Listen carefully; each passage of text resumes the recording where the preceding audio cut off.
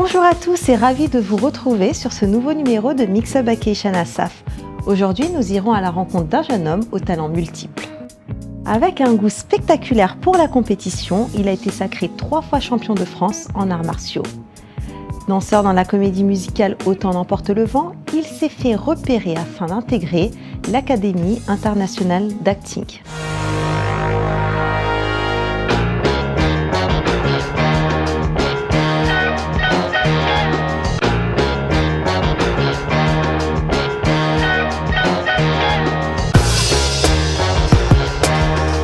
Un parcours assez atypique puisque ce jeune comédien est passé des arts martiaux au cinéma.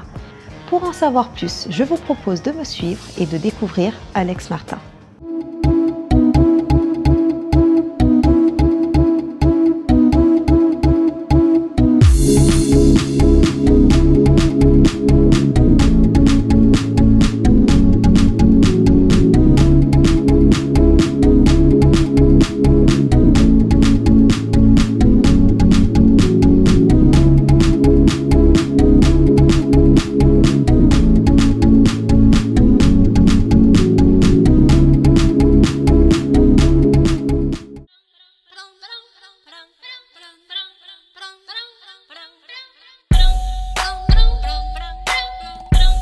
Bonjour Alex. Bonjour, bonjour.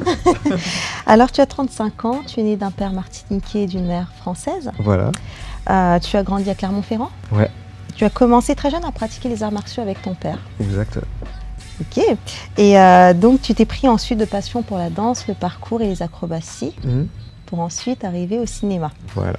Alors tu pratiques le parcours, donc c'est ce qu'on appelle aussi l'art du déplacement. L'art du déplacement. Est-ce que tu peux nous expliquer un petit peu ce qu'il en est concernant le parcours? En fait, le parcours, c'est une discipline, comme tu l'as dit, l'art du déplacement urbain, se mouvoir dans le décor d'une ville, par exemple, comme Paris, tout en utilisant ce fauteuil, les poteaux, les rambardes, tout ce que tu veux. Ouais, c'est un gros terrain de jeu, en fait. Un gros terrain de jeu. Mais attention, tout est bien préparé. Il n'y a jamais d'improvisation. Non. D'accord. Faut vraiment tenir compte de, par exemple, s'il pleut, il y a des choses que tu vas pas faire parce que tu sais que le sol risque d'être glissant ou la matière de ta chaussure accroche pas forcément. Donc, tout est vraiment tout est calculé. Finalement, c'est un art assez précis. Ah ouais, c'est très technique. C'est pas très répandu. C'est pas très répandu, ça a été inventé en France, mais de plus en plus maintenant, depuis David Bell dans Banlieue 13 et puis les Yamakasi, ça a été médiatisé et maintenant ils mettent beaucoup de parcours dans les films. Justement, tu me parlais de Banlieue 13 tout à l'heure. On va parler un petit peu de ton parcours dans le cinéma. Tu as fait justement tes débuts dans Banlieue 13, c'est bien ça? Oui, au cinéma, j'ai fait mes débuts dans Banlieue 13. Pas en télé? Pas en télé, ouais. Voilà. Et donc tu as travaillé avec des réalisateurs tels que Luc Besson, Jacques Audiard, Antoine Charéron. Oui. Des rôles face à Marion Cotillard, Mathieu Kassovitz, Paul Walker et bien d'autres. Et bien dis donc, très beau CV. Merci. Est-ce que tu peux nous parler de tes différentes expériences dans le cinéma? Eh ben oui, bien sûr. Alors on va commencer par Antoine Charéron, qui est un très bon ami. De La Rouille? Non, Antoine Charéron qui a réalisé La Nuit des Enfants Rois, alias The Prodigies. À l'époque, j'avais commencé. C'était un réalisateur de motion capture. Alors pour ceux qui ne connaissent pas la motion capture, c'est tout ce qui est Avatar, le système avec. On est en combinaison, on a plein de petits marqueurs. C'est des petites boules, des petites puces qui reflètent par rapport à, je crois qu'il y a 26 caméras, enfin ça dépend des studios, mais il y a plusieurs caméras, c'est des caméras spéciales par contre, c'est pas les mêmes caméras qu'au Cinoche. Et ça capte les mouvements en fait. Après Dorouille et Dos, avec Mathias Chenarf, Marion Cotillard, et le film de Jacques Audiard bien sûr. Oui. Ça a été une rencontre avec Olivier Schneider avec qui j'ai bossé aussi sur sur Fast and Furious. Cette année, il y a eu Césaire, le prix de la liberté. Un grand hommage à Monsieur Césaire. Monsieur Césaire, un grand homme. Ouais, un grand homme. Soulignons-le quand même. Voilà, j'ai appris beaucoup de choses d'ailleurs avec ce docu-fiction. Il y a plein de choses que je ne connaissais pas de Césaire. Donc ça m'a servi aussi. Oui, exactement, pour la culture personnelle aussi, voilà. Finalement. Et donc on m'avait proposé de jouer le rôle de Léon Gontran Damas, qui fait partie du petit groupe de Césaire avec Senghor, qui ont créé le mouvement de la négritude. Donc dès qu'on m'a proposé ça, au moment où on me l'a proposé, j'ai même pas réfléchi à la suite, j'ai même pas attendu qu'on finisse la phrase, j'ai dit oui direct. Oui, ouais. Parce que représenter une figure noire en France, emblématique en plus, effectivement. J'aurais peut-être pas encore cette chance. Exactement. Surtout en France. C'est d'ailleurs un très beau projet. C'était vraiment un beau docu-fiction. Très beau projet. Alors, comment justement un jeune Français peut être amené à jouer dans un grand film tel que Fast and Furious? C'est quand même incroyable. Est-ce que tu peux nous expliquer un peu comment se sont déroulés les castings? Comment tu as été... Alors, comment tu as pu commencer justement Comment j'ai pu intégrer le projet? C'est Olivier Schneider, encore une fois, qui tu t'es retrouvé. Voilà, qui est le chorégraphe du Prophète, le film Taken avec Liam Neeson. Donc il m'appelle quelques mois avant le tournage, il me dit Alex, alors écoute, je m'occupe de Fast and Furious. Et déjà j'ai fait OK. Et donc voilà, je risque... voilà, prépare-toi. Donc les mois passent, pas de nouvelles. Donc je me dis bon, c'est peut-être mort. Et en fait, 10 jours avant que le film commence, il m'appelle, il me dit voilà, tu as été validé par le réalisateur Justin Lin. Et qu'est-ce que ça t'a fait? Ça m'a fait. Déjà, Fast and Furious, quand t'es petit, tu te dis waouh, c'est génial. Tu en étais fan? Fan, j'irai pas jusqu'à là, mais voilà, quand tu vois le premier, c'est des films qui font rêver. Il y a eu énormément de stars. Ouais. Oui. Donc du coup, quand on m'a dit ça, j'ai fait OK, je suis content. Alex Martin, peut-être une star montante. Le petit Auvergnat qui débarque sur son film hollywoodien. Alex, je te souhaite une belle continuation. Tu as beaucoup de talent, donc à mon avis, c'est gentil. Ça va monter. Je croise les doigts. On croise les doigts. Voilà, merci.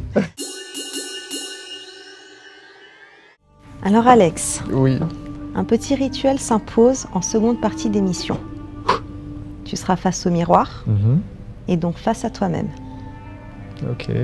Ton alter ego est celui qui te connaît le mieux, le plus. Il m'a chargé de te poser quelques questions. D'accord. Tu as face à toi Jet Li. Il y a des questions à te poser ou alors des comptes à régler. Alors Alex, qui es-tu vraiment? Alors je suis un petit bonhomme débarqué de sa campagne à Clermont-Ferrand qui essaye de réaliser son rêve, c'est-à-dire exister et rester dans le monde du cinéma. Alors, as-tu déjà utilisé les arts martiaux pour te défendre ou en as même-tu abusé dans certaines situations?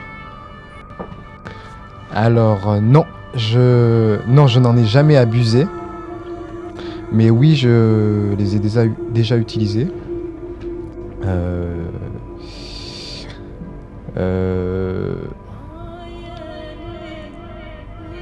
Pour me défendre et riposter à des attaques racistes, tout simplement. Raconte-nous. Non, c'est trop violent. Interdit au moins de 18 ans. Tout le monde a 18 ans.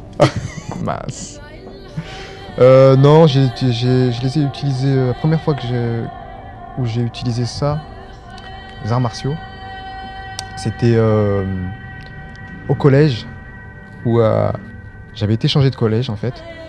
Et donc j'étais un petit peu le nouveau de ce collège-là. Et à l'intérieur, il y avait une personne qui était assez raciste, même beaucoup. Et qui passait dans le couloir, c'était les insultes, négro, ça pue le nègre, voilà. Et comme moi, je m'étais déjà fait... j'avais déjà changé de collège, je voulais rester tranquille et pas faire d'histoire dans celui-ci. Donc j'ai attendu, c'est rentré dans ma tête, j'ai attendu la fin de l'année. J'ai passé mon brevet, vu que c'était au collège. Je suis sorti du brevet le jour même.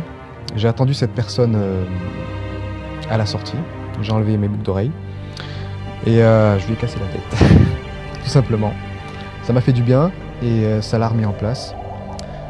Et voilà. Et je ne regrette pas. Parce que je ne tolère pas le racisme, tout simplement.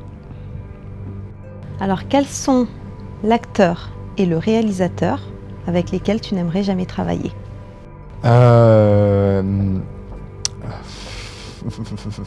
Franchement, comme il ne faut jamais se faire d'ennemis dans ce milieu, j'aimerais travailler avec tout le monde. Je sais faire la part des choses. En ce qui concerne l'acteur, je sais faire la part des choses et je suis au service du film, pas au service des caprices d'un acteur ou de l'autre. Et ça me dérange pas de... S'il faut être les meilleurs amis du monde avec un acteur que je déteste, je le saurai. Et le réalisateur, eh ben, je veux pas me faire d'ennemis. Alors Alex, j'aimerais que tu me parles d'une situation qui t'a été inconfortable, qui t'a mis très mal à l'aise. Cette interview, justement, assez déstabilisant face au miroir, entre autres. Alors raconte-moi ton plus beau souvenir. Mon plus beau souvenir, alors un de mes plus beaux souvenirs, c'était celui qui me vient à l'esprit tout de suite, c'était lorsque j'interprétais le rôle d'un esclave dans la comédie musicale Autant n'emporte le vent, et où mon père, donc qui lui est d'origine martiniquaise, était au devant de la scène en fait. Et quand j'ai croisé son regard sur scène, parce que je savais où il était, il y avait moyen que je regarde à un moment donné. Et il avait les larmes aux yeux et du coup, voilà, ça m'a beaucoup touché. Alors pour finir, tu dois passer le casting de ta vie. Donc le réalisateur est face à toi, il te caste. Il te demande d'interpréter le rôle d'un ch'ti en Martinique. C'est à toi. Tu vois quoi? Un ch'ti en Martinique. Donc je suis un ch'ti en Martinique, pas un ch'ti de Martinique. Un ch'ti en Martinique de Martinique. Oh, on va dire que je suis un ch'ti de Martinique, mais qui a grandi en Auvergne. Ça peut? Ça peut. Donc voilà, donc forcément je n'ai pas vraiment d'accent. Voilà. Arrêtez.